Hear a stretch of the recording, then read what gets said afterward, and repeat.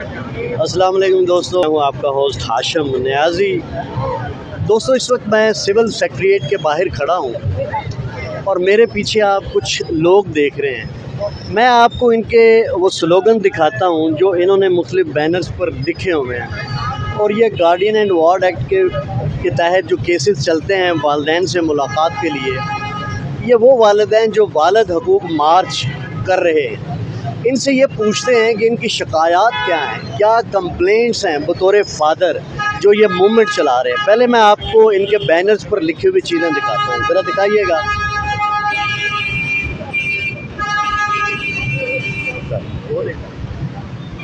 आगे चलें जी। मैं दादा हूँ, हमारे निज़ाम के तहत अपने पोते पोतियों से घर पर क्यों नहीं मिल सकता। आगे आएँ। हाँ जी। इन बिछड़े हुओं को कौन फिर से मिलाएगा। आगे देखिए। कहने को तो बाप जन्नत का दरवाज़ा है, मगर इसके घर के दरवाज़े के अंदर इसके बच्चों को आने की इजाज़त नहीं। अदालती मुलाकातें बच्चों की ज़हनी तबाही। आगे हैं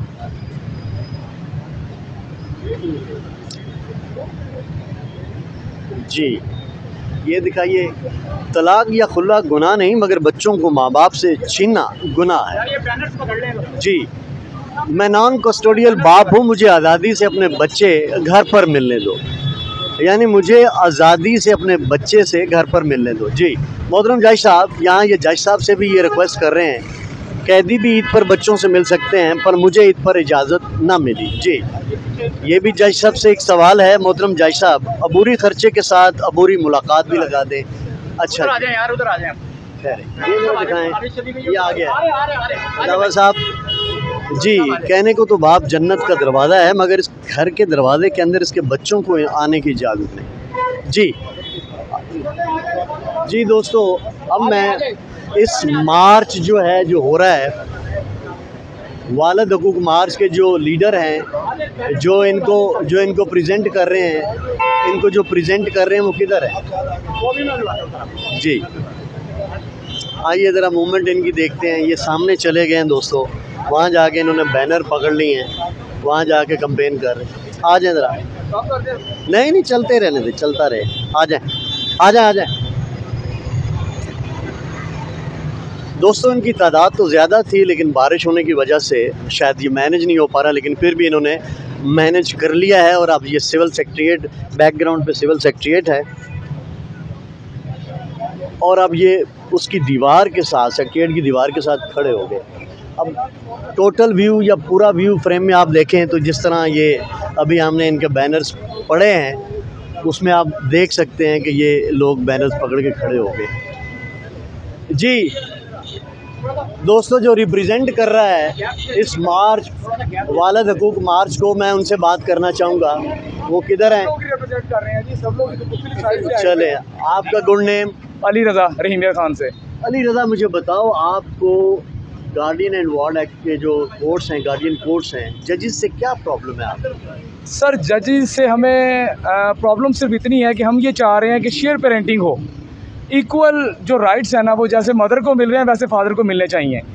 जैसे कि मदर जो है, सपोज़ करें अगर वो एक बच्चा पैदा होता है ना, तो वो 9 महीने माँ के पेट में रहता है। पैदा होने के बाद सारी ज़िंदगी बाप के दिमाग में रहता है कि ये बच्चा सारी ज़िंदगी क्या करेगा, ये आगे कैसे जाएगा। अब हो ये रहा है कि ख़र्चा लेने की हद तक तो कोर्ट्स कह देती हैं कि जी अगर वालिद के पास ख़र्चा नहीं है या वो नहीं दे सका, इसे जेल कर दो। जहाँ पे मदर या उसके जो ननिहाल वाले हैं, वो अगर बच्चे की मुलाकात नहीं करवाते, उस पर कोई एक्शन नहीं लिया जा रहा। ये अगर लाहौर में ये इम्प्लीमेंट हो भी रहा है तो साइड एरियाज़ जितने भी हैं वहाँ पे नहीं हो रहा। मैं रहीमिया खान से आया हूँ, वहाँ पे PCO ऐसे केसेस है जहाँ पे लोग 6-6 महीने, 1-1 साल, 2-2 साल हो गए हैं। मेरा केस जेल में चल रहा है, मैं पिछले 4 साल से अपने बच्चे से नहीं मिला, तो इसका रिस्पॉन्सिबल कौन होगा? वहाँ की अदालत आपसे बच्चे की मुलाकात करवाती नहीं, कोई ऑर्डर ऐसा पास नहीं करती जिससे कोई ऑर्डर ऐसा पास नहीं करते। अगर वो सपोज करें, अगर वो खर्चा कोई डिले हो जाता है तो वो फर्स्ट ऑफ ऑल पहला ये होता है कि जी वारंट निकलवाते हैं इनके। वारंट निकलवाते डेफिनेटली, जिसके वारंट निकल आएंगे वो तो कोर्ट जाके नहीं कहेगा ना मेरी बच्चे से मुलाकात की। बेसिक शिकायत ये है कि आपको बच्चों से मिलने नहीं दिया जाता प्रॉपर तरीके से, किसी को भी नहीं मिलने दिया जा रहा। सब जितने भी वालिद यहाँ पे खड़े हुए हैं जी, आप बताइए, आपको भी बच्चों से नहीं मिलने दिया जी? मेरा नाम मोहसिन तारिक है, ठीक है। तो हम ये चाह रहे हैं कि हम खर्चा भी देते हैं, उसके बाद बच्चों की हमारे साथ मुलाकात नहीं करवाते। ये जज साहबान से हमारी रिक्वेस्ट है। कैसे मुमकिन है मेरे दोस्त, जज तो मुलाकात करवाता है, वो तो एक टाइम मुकर्रर करता है अदालत में, महीने में या हफ्ते में एक आध मुलाकात होती है। तो उसमें नहीं, सिर्फ 2 दिन हमारी महीने में मुलाकात होती है, वो भी 2 घंटे के लिए गार्डियन कोर्ट में, ठीक है। उसमें हम ये चाह रहे हैं कि हमारे साथ प्रिंटिंग शेयर की जाए, ठीक है। अगर माँ ने खुला ले लिया है या कोई भी फर्दन उसने नहीं रहना चाहता, आप बच्चे अपने पास रखना चाहते हैं? नहीं, हम कहते हैं प्रिंटिंग शेयर हो जाए। अच्छा, ठीक है, ठीक है कि बच्चों की लाइफ थोड़ी सी सिक्योर हो जाए, क्योंकि वालिद हैं हम भी साथ। तो आप कैसे सिक्योर करेंगे बच्चों की लाइफ? आपके पास क्या प्लान है, किस तरह से शेयर करेंगे? कि हम खर्चा तो दे रहे हैं, ठीक है, हमारे पास उसको अच्छे स्कूल में हम चाह रहे हैं बच्चे को अच्छे स्कूल में पढ़े, ठीक है। माँ हमसे खर्चा तो ले लेती है और वहाँ बच्चे की कोई तालीम के लिए कहीं स्कूल, छोटे मोटे स्कूल में करवा देती हैं। तो लिहाजा हम सिर्फ हम बाप हैं, हम भी जाके स्कूल में जाके पूछ सकते हैं कि ये हमारा बेटा कैसे, इसकी कैसी चल रही है स्टडी तो वगैरह। आप नहीं पूछ सकते? आपको जाने की इजाज़त नहीं है? नहीं जाने। क्या वो मना करते हैं आपको? वो हमें यही पता नहीं चलता कहाँ बच्चा दाखिल करवाया हुआ है, ठीक है। उनके दिल में ये होता है कहीं कि, बाकी हम जज साहब से ये रिक्वेस्ट करते हैं, ठीक है, मौज़बाना गुजारिश है। अस्सलाम वालेकुम। बाकी डॉक्टर साहब आप भी इसी चीज़ का जी, शिकार हैं? जी नेम? मेरा नाम सदाकत अमीन है, हाफिज़ाबाद से आया हूँ। 1.5 साल हो गया है मेरा केस चल रहा है, लेकिन अभी तक मैंने अपनी बच्ची का मुंह तक नहीं देखा, और ख़र्चा इतना दे दिया कि मेरी हैसियत से भी ज़्यादा, और मैं हर माह जो है वो पे कर रहा हूँ ख़र्चा। मेरी चीफ जस्टिस साहब पाकिस्तान जस्टिस उमर अता बंदियाल साहब से रिक्वेस्ट है, प्लीज़ ये एक इस माशरे का अब एक उभरता हुआ और सबसे सीरियस इशू है जिसकी तरफ तवज्जो दी जाए, जिसमें सुप्रीम कोर्ट की मल्टीपल जो है वो जजमेंट्स मौजूद हैं, इसके बावजूद लोअर कोर्ट्स में बिल्कुल उन पर अमल दरामद नहीं हो रहा। क्या अदालत में बच्ची से मुलाकात नहीं होती आपकी? जी बिल्कुल नहीं होती, और ना ही जज साहब उस पर कोई तवज्जो दे रहे हैं, और ना ही वो औरत बजाते खुद भी नहीं आती, उसकी माँ आती है और वो खर्चा लेके चली जाती है। बच्चों से नहीं मुलाकात करती? जी बच्ची है मेरी 1.5 साल की, वो उससे बिल्कुल अभी तक मैंने देखा ही नहीं है। कितना अरसा हो गया? 1.5 साल हो गया मेरा केस चल रहा है जी। मैं 1.5 साल में एक दफ़ा भी बच्ची से मुलाकात एक दफ़ा भी अदालत में भी मुलाकात नहीं हुई मेरी, और बाकायदगी से मैं खर्चा पे कर रहा हूँ, और वो मुतलका जो औरत है यानी मेरी एक्स वाइफ है वो भी अदालत में नहीं आती, उसकी वालदा आके खर्चा ले जाती। जी, एक आप कहते हैं कि वालिद जो है वो ATM मशीन है, एक किस सेंस में आप बात करते हैं? Sir, when I am paying the maintenance allowance and I am not allowed to meet my children at home, so my status is just an ATM machine. I mean, when judge is not taking any action, when I don't pay the maintenance allowance, I'm sent to jail. My property is sold. My arrest warrants are issued. Okay, When they don't come, nobody asks them. तो फिर आप बच्चों से तो मुलाकात कर रहे हैं कि नहीं? Now, when the bailiff goes in the house, they refuse the meeting. तो आप जज साहब से कंप्लेंट नहीं करते कि मैं मुलाकात के लिए आया हूँ, खर्चा भी मैं पे कर रहा हूँ, तो मेरे मुलाकात बच्चे से क्यों नहीं करवाते? Sir, we time and again, कभी कंप्लेंट नहीं की? sir, we time and again complain the judge, the honorable courts and judges. They issue the warrants under section 100 CRPC. But when they don't come, they don't comply the warrants. There is no action. I mean, there is no mechanism. आप क्या देख रहे हैं, कब से ये आपके साथ ये ऐसा हो रहा है? 4.5 years. Yeah, they have time and again they have yeah. मतलब आपने वेयर अबाउट्स उनके बताए होंगे ना, अपने बच्चों के, अपनी वाइफ के, एक्स वाइफ के, या जो भी आपका मैटर था कि वहाँ फलां जगह पे रहते हैं, तो क्या मुमकिन है कि 4.5 साल में वो एक दफ़ा भी कोर्ट ना आई हो? When the bailiff goes, they don't give the children to bailiff. In other words, they don't comply with the court orders. My issue is the non-compliance of court orders is not taken seriously by the honorable courts. I mean, they call them, the warrants are issued, and they don't comply. Even then. जी जी, आपकी क्या grievance है? जी मेरी grievance ये पहला सवाल आपने किया था अली रज़ा साहब से। मैं डिस्ट्रिक्ट मानसर हाल तफ्तान ईरान बॉर्डर से आ रहा हूँ। अब सिर्फ मैं नसीम तनोली डिस्ट्रिक्ट मानसरा हाल तफ्तान ईरान बॉर्डर से मैं आ रहा हूँ, सिर्फ अपना दर्द लेकर ही नहीं।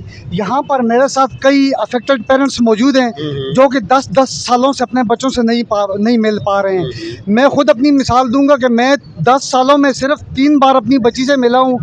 एक मरतबा 5 मिनट, दूसरी मरतबा 10 मिनट और तीसरी मरतबा मुझे 1 घंटे की मुलाकात दी गई है। यहाँ पर सवाल ये उठता है कि सुप्रीम कोर्ट की तरफ से बाकायदा एक शेड्यूल तय है, एक स्केड्यूल बना हुआ है कि एक नॉन कस्टोडियल पेरेंट को महीने में 4 दफ़ा हफ्ते वाले दिन 10 बजे से इतवार की शाम 8 बजे तक तीनों ईदों पे, उसके बाद जितनी भी हॉलीडेज आती हैं उन पे, और फिर समर और विंटर की छुट्टियों में 50% छुट्टियाँ वो माँ के साथ गुजारेगा, 50% बाप के साथ। अच्छा। एक मिनट प्लीज़, ये इतना कुछ होने के बावजूद मेरा सवाल ये बनता है कि क्या आफाकी अहमियत के हमल नज़रियात जैसे कि principle of natural justice, fair play, due process of law का इतलाक फैमिली और गार्डियन मामलात पर नहीं होता कि आप गार्डियन वार्ड एक्ट का दफ़ा 12 का कोई भी शेड्यूल बगौर पढ़ लें तो वो सरासर नफ़ी करता है आईन पाकिस्तान आर्टिकल 810 और दफ़ा 24 है जनरल क्लासेस एक्ट ऑफ 1897 की, कि उनके मुताबिक जब भी कोई मुअज़्ज़ज़ जज साहब किसी भी कोई भी आर्डर देंगे तो उस आर्डर की माकूल वजूहात बयान करने के पाबंद होंगे। लेकिन इसके बरक्स आप दफ़ा 12 गार्डियन वार्ड एक्ट 1890 की दफ़ा 12 सेक्शन को देख लें तो वो सरासर नफ़ी करती है कि क्यों एक बाप महीने में सिर्फ एक बार 1 घंटा वो भी अहाता अदालत में मुजरमों की तरह अपनी हकीकी औलाद से मुलाकात करे। क्या वो एक जेल का कैदी है? हमसे बेहतर तो जेल के कैदी हैं जो कम से कम महीने में 6 मरतबा अपने हवालातियों से जाके मिलते हैं और उनके पास टाइम की पाबंदी भी नहीं होती कि इतना टाइम आपने मिलना है। हमारा एजेंडा सिर्फ यहाँ पर ये है कि नॉन कस्टोडियल पेरेंट को मसावी हकूक़ दिए जाएँ और शेयर पेरेंटिंग दी जाए। गार्डियन वार्ड एक्ट 1890 की 53 दफ़ात हैं और 53 दफ़ात में किसी एक दफ़ा में भी ये बात दर्ज नहीं है कि नॉन कस्टोडियल पेरेंट को मसावी हकूक़ ना दिए जाएं। तो फिर हमारे साथ ये मज़ालिम क्यों ढाए जा रहे हैं हमारे ऊपर? जी, आपका गुड नेम? अस्सलाम वालेकुम, मैं शेख वकास लाहौर से। जी वकास, आपका क्या गिरफ्त, क्या शिकायत है? मैं हाज़िर हुआ ओवरसीज़ पाकिस्तानियों की तरफ से। जो ओवरसीज़ पाकिस्तानी हैं वो उनको 1 साल में 1 महीने की छुट्टी मिलती है या 2 साल में 2 महीने की छुट्टी मिलती है। गार्डियन कोर्ट में मुझे केस करते किए हुए 6 महीने हो गए, अभी तक मेरी सुनवाई नहीं हो रही। मैं कैसे अपना करो उधर बिजनेस, अपना जो भी मेरा वहाँ पे नौकरी है मैं छोड़ूँ वहाँ पे और यहाँ पे सारा कुछ छोड़ छाड़ के इधर आ जाऊँ? आपकी मुलाकात नहीं हो रही? सर 7 साल हो गए मैंने अपने बेटे को नहीं देखा। क्यों? मैं 6 महीने के लिए पाकिस्तान आऊँ, साल के लिए आऊँ तो ही मैं केस करूँ, उसके अलावा मैं केस करने के काबिल ही नहीं। तो 7 साल तक मैं अपने बेटे को भी 7 साल हो गए मैंने अपने बेटे को अभी तक देखा नहीं। क्या इंसानियत भी नहीं है यार? तो फिर आपने कोर्ट में, गार्डियन कोर्ट में केस दाखिल किया कि मैंने बच्चे से मिलना है, मेरी मुलाकात करवाई जाए? पाकिस्तान आया हूँ तो मैंने आके केस दायर किया है। अब 6 महीने हो गए मेरी सुनवाई नहीं हो रही। मैं कह रहा हूँ जो एक पाकिस्तानी बाहर के ओवरसीज़ यहाँ आता है 1 महीने की छुट्टी पे, वो कैसे केस कर सकता है? वो कैसे, उसको उसकी औलाद नहीं है वो? तो आप आ गए हो ना? मैंने किया हुआ, मैं बता तो रहा हूँ कि मैंने 6 महीने हो गए मेरी सुनवाई नहीं हो रही, तकरीबन 6 महीने हो गए हैं। बहुत शुक्रिया। आपका गुड नेम? सर मेरा नाम मुर्तज़ा है, मैं पाकपतन से बिलोंग करता हूँ। पिछले 10 माह से मैंने केस फाइल किया और विजिटेशन का, तो वो डेट पे डेट मुझे दे रहे हैं जज साहबान जो है इधर ही लाहौर गार्डियन कोर्ट में। तो क्या सर इस केस में कोई ऐसी कोई पेचीदगी है जो जज साहबान ने या जो लॉ मेकर हैं उन्होंने, या कोई सस्पेक्शन कोई है या कोई ऐसी चीज़ शक व शुबात वाली है? मैंने तो जस्ट विजिटेशन राइट के लिए किया था, घर की तो बात दूर की बात है। तो मेरा मुतालबा यही है विजिटेशन राइट दिए जाएँ, घर पे मुलाकात के लिए जो लॉ है उसको फॉलो किया जाए। तो इस सिलसिले में मैं बहुत शुक्रिया जी। आपका गुड नेम? अस्सलाम वालेकुम, मेरा नाम हसन तारिक है। हसन तारिक, आपका क्या ग्रीवियंस है? यार मैं I am with voice of fathers के, इतना बड़ा कॉज इन्होंने जो उठाया है, शेयर्ड पेरेंटिंग के ऊपर पाकिस्तान में लोग बात नहीं करते, और वॉइस ऑफ फादर्स से लेके ना लोगों को ऐसा लगता है कि we are like against women या we are in the favour of men. ये सोली और होली ना ये बच्चों के लिए ये कॉज, और ये बच्चों की वेलफेयर के लिए। और अनफॉर्चुनेटली पाकिस्तान का लॉ ऐसा है कि बाप ही सफ़र करता है और जो नॉन कस्टोडियल फादर्स ही होते हैं मोस्टली। तो जो बाप आज यहाँ पे अपने बच्चों के फ्यूचर के लिए आए हुए हैं, तो मेरा नहीं ख्याल ये लोग टॉक्सिक हैं या ये अपने बच्चों का कोई बुरा चाहते हैं। तो कोई भी लॉ, कोई भी ताकत जो है ना बच्चों से वालिदैन को नहीं छीन सकती। जी आपका गुड नेम? जी अस्सलाम वालेकुम, अदील इस्लाम मेरा नाम है। अदील, आप वॉइस ऑफ फादर ऑर्गेनाइज़र हैं? जी जी बिल्कुल। इस सिलसिले में आप आज मीडिया कोऑर्डिनेटर, किस तरह ये आपने शुरू किया और इस वक्त तक क्या रिज़ल्ट है इसका? मैं इससे 2 साल से सफ़र कर रहा हूँ। मैं पढ़ा लिखा बाप हूँ, ग्रेजुएट हूँ मैं, ठीक है, और खर्चा पहले दिन से दे रहा हूँ, उससे पहले भी दे रहा था। वहाँ पर सारी फाइल चीज़ें, हर चीज़ मौजूद है, ठीक है। लेकिन ये जो है फादर डे जो आया था लास्ट मंथ 18 आई थिंक जून में, तो तो यहाँ से मैंने अपनी एक सोशल मीडिया में आवाज़ उठाई, चीज़ें की जिसमें इसको उजागर करने की ज़रूरत है कि यहाँ पे बाप के राइट बहुत ज़्यादा ना उसको वो किया जा रहा है, बच्चों की वेलफेयर ऑफ माइनर बिल्कुल भी नहीं हो रही। उसके लिए मैं फिर इस्लामाबाद प्रेस क्लब भी मैं गया, ठीक है ना, और यहाँ पे भी जज साहब से भी हर दफ़ा कहता हूँ कि जज साहब एक मुनासिब कार्रवाई कर दें। इस मूवमेंट का क्या रिजल्ट आपके सामने आ रहा है? कितने लोग इसमें शामिल हो चुके हैं? सर अभी तो क्वान्टिटी तो अगर आप फेसबुक की बात करें चीज़ों की क्वान्टिटी तो बहुत ज़्यादा है, ऐसा ही नहीं कि उसमें बात करते हैं ना, और उससे हट के भी बहुत ज़्यादा लोग हैं, लेकिन वो बेचारे बात नहीं कर सकते, यानी कि अनएजुकेटेड हैं, उनको पता नहीं चीज़ों का। अच्छा, यहाँ पे इस सारों से मैं तो हट के बात करता हूँ, यहाँ पे बात होनी चाहिए वेलफेयर ऑफ माइनर, वो जिम्मेदारी है कोर्ट की, जो कि कोर्ट बिल्कुल उनको पता ही नहीं है। अभी तक मैंने 3 में ऐसे लोगों को जानता हूँ जिनको फालिज हो गया बाप को, सुप्रीम कोर्ट तक वो गए, हाई कोर्ट तक वो गए हैं, यहाँ पे नीचे वो लड़ते रहे हैं। परसों भी एक मैंने इंटरव्यू किया है, वहाँ पे उस बेचारे उसको जो वालिद है नॉन क्रिस्टियन फादर, उसको फालिज का अटैक था, उसका हाथ ऐसे चल नहीं रहा था, और वो वहाँ पे उस सिस्टम से उसका हुआ है मसला सारा, ठीक है। उसकी वाइफ टिकटॉकर, चलें वो तो उनका जो पर्सनल मैटर है, लेकिन 7 महीने से उसका केस चल रहा है, मेरे पास उसकी रिकॉर्ड मौजूद है सारा, ठीक है। तो वो क्यों नहीं कर पा रहे? यानी कि ये सिस्टम हमारा क्या हमारे सिस्टम में इतनी सख्त है। मैं इंग्लैंड रह के आया हूँ 3.5 साल, वहाँ का जुडिशरी सिस्टम ब्रिटिश लॉ ना, वो ये लोग इनको उसका पता है ना, शरीयत का पता है इनको, ठीक है। तो इनको पता किस चीज़ का, ठीक है ना। ये आप इंडिया में चले जाएं, वहाँ भी इस तरह का लॉ नहीं है, वहाँ पे भी लॉ सिचुएशन इस तरह की इतनी बुरी नहीं है कि जो यहाँ पे ये कौन सी किताब पढ़ के आए हैं, ये कौन सी चीज़ें पढ़ के मेरी समझ से बाहर है।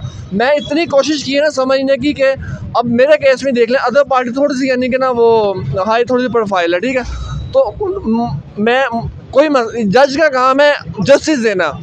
पहले दिन से जब यहाँ पे हम केस डालते हैं तो शुरू हो जाता है खर्चा, ठीक है ना। तो क्या ये नहीं होना चाहिए कि जो मुलाकात जो है शेड्यूल 7 ही बन जाए, ठीक है।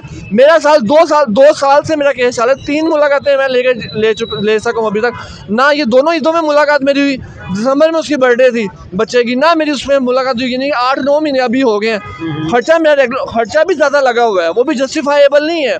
मेंटेनेंस का केस पेंडिंग, ठीक है ना, कोई उसमें वो नहीं है, ठीक है। जस्ट लिंगर ऑन कितना कर सकते हैं, ठीक है। उसके बाद जो ये मेंटेनेंस का केस है 25/12 की एप्लीकेशन मैंने दी है, ये भी पेंडिंग करते जा रहे हैं। तो ये मैं बस बहुत शुक्रिया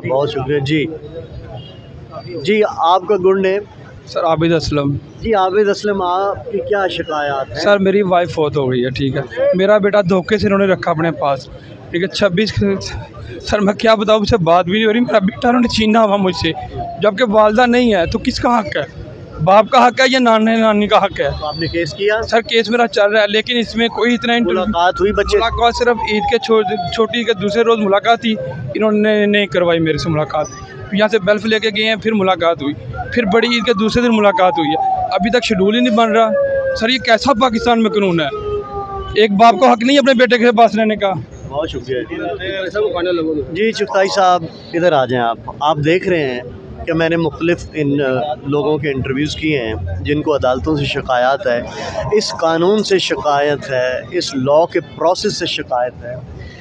वॉइस ऑफ फादर्स बाकायदा ऑर्गेनाइज करके ये काम हो रहा है। आज आप देख रहे हैं सेक्रेटरीट के सामने।